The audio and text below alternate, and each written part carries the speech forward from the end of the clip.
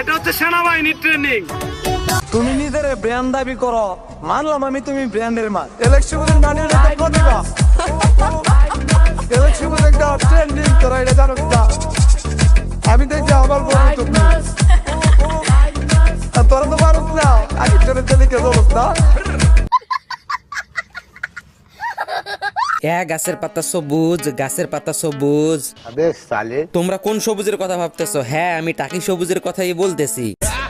Hello family member, welcome back another fresh new video. আশা করি সকলেই অনেক অনেক ভালো আছো, আর আমিও ভালো আছি। তো আপনার আমার সম্মানিত বড় ভাই সবুজ ভাই, যার কথা না বললেই নয়, সে টিকটকের কুখ্যাত বিখ্যাত টাকি সবুজ। তো সবুজ ভাই, আপনি এত বড় কটটা খাইলেন কেমনে? সেনাবাহিনী আপনার মতো সেলিব্রিটিকে কট দিল কেন? আসল কথা হচ্ছে সেনাবাহিনী যে আপনাকে কটটা দিল, কেন দিল? আপনি টিকটকের এত বড় একজন সেলিব্রিটির সাথে মান্যগণ্য জঘন্য, আরে থুক্কু, মান্যগণ্য সম্মানিত ব্যক্তি, আপনাকে সেনাবাহিনী কট দিছে, এটার আমি পক্ষে না, তবে আপনার পাছা লাল করার পক্ষে ছিলাম। তো সবুজ ভাই, সেনাবাহিনী এত সুন্দর আপ্যায়ন কেন করলো সেটা তো বললেন না। সেনাবাহিনীর হাতে আপনার মতো জামাই আদর কয়জনই বা পায়? মানুষ আমার বিষয়ে কিছু একটা পাইলে পাগল হয়ে যাগা, কেরা জানা আমি বুঝি না।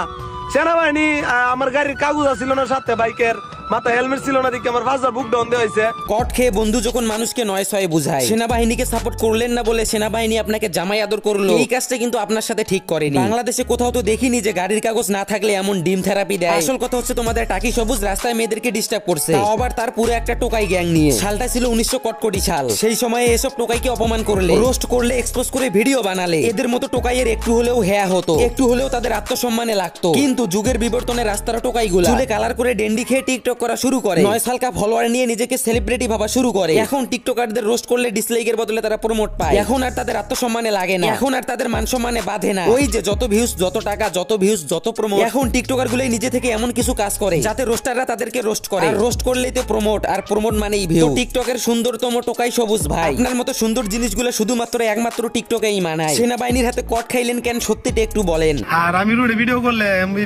অনেক ছবি টবি বলতে অনেক মানুষের ভিড় করে, তো টিকটকার অনেক ভিড় হয়ে গেছিল, 10-15 জন ছিলাম। স্যারেরা ভাবছে মনে হয় কোনো ঝামেলা টামেলা হইছে। ওরে সাপরি থাম, আর কত মানুষকে উল্টাপাল্টা বুঝ দিবি? এভাবে ইমোশনাল ব্ল্যাকমেল করে টিকটকের মানুষকে ম্যানিপুলেট করতে পারবি। রোস্টিং এর অডিয়েন্স আর ইউটিউবের পাবলিক কে নয়। অন্য কেউ মেয়েকে ইফটিজিং করে নাই, তুই আর তোর গ্যাং মিলে করছস। জীবনেও কাউকে দেখি নাই গাড়ির কাগজ না থাকার কারণে এমন থেরাপি দেয়। তুই আর তোর গ্যাং মিলে যে মেয়েদের ইফটিজিং করছস সেটা আমরা সবাই বুঝে গেছি। একটু আগেই না বললি গাড়ির কাগজের জন্য সেনাবাহিনী আদর করছে, এখন আবার এক মুখে দুই কথা কেমনে কস? তোদের মতো সাপরির কাছ থেকে এর থেকে বেশি কিছু আশা করা সম্ভব না। আই মিন এদের মতো সাপরি টোকাই টিকটকারের কাছ থেকে ভালো কিছু আশা করা বিলাসিতা। চুলে গু কালার করে সাপরি আলটা প্রো ম্যাক্স এর মতো কাপড় পরে, বাইকের সাথে সাথে পুরো একটা টোকাই গ্যাং নিয়ে, তখন সুন্দর সুন্দর পরি দেখে টাকি সবুজ নিজেকে জল পাঠা মনে করে। আই মিন সে তো হাওরের নাম্বার 1 জল পাঠা।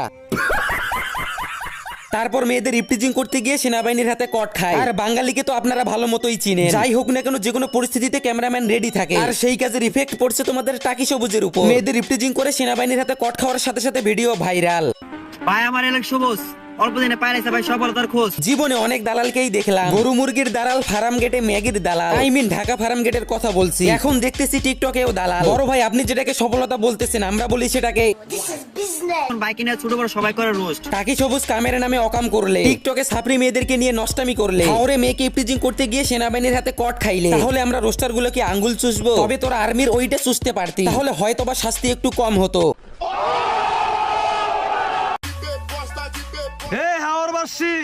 সামনে দামাকা কিছু নিয়ে আসতাছি, নিজের এলাকায় চেহারা আর কাপড় চোপড় দেখলে যে কেউ বলবে টোকাই। আম গাছে জাম ধরে যেতে পারে, ধরে না। অমাবস্যার রাতে চাঁদ উঠে যেতে পারে, উঠে না। জনিদা ভালো হতে পারে কিন্তু হয় না। কুকুরের লেজ সোজা হয়ে যেতে পারে কিন্তু হয় না। বাংলা ভাষায় বোঝায় কুকুরের লেজ সোজা হয়ে যেতে পারে। আমার গুরু ভালো হয়ে যেতে পারে, অমাবস্যার রাতে চাঁদ উঠে যেতে পারে, আম গাছে জাম ধরে যেতে পারে, সবকিছুই সম্ভব হতে পারে। কিন্তু সাপরি টিকটকার টোকাই বেহায় নির্লজ্জগুলা ভালো হতে পারে না, কোনোদিনও ভালো হতে পারবেও না।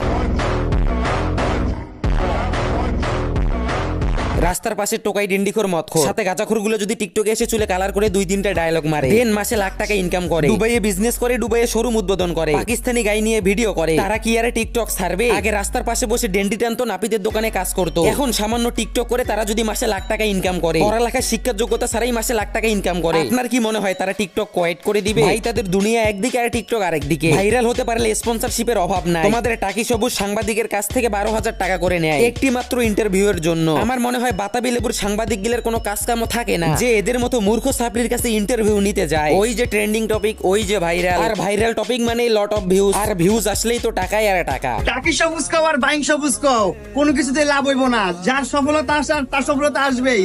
এই দেখো বাংলাদেশের সবচাইতে দামি বাইক আর সবচাইতে লেটেস্ট বাইক R15M কিনে ফেলছে আমাদের অ্যালেক্স সবুজ। ভাই এমন সফলতা আমার দরকার নাই যে সফলতায় মানুষ টোকাই বলে ডাকে, যে সফলতায় রাস্তাঘাটে মেয়েদেরকে ডিস্টার্ব করে সেনাবাহিনীর হাতে কট খাওয়া লাগে। এমন সুন্দরতম সফলতা আমার জীবনে না আসলেও চলবে। আর যদি টাকা ইনকাম করতে চাও উইদাউট পড়ালেখা ছাড়া, চুল কালার করে টিকটকে যাও, দেন মাসে মাসে লাখ লাখ টাকা কামাও। Bye bye, tata, good night.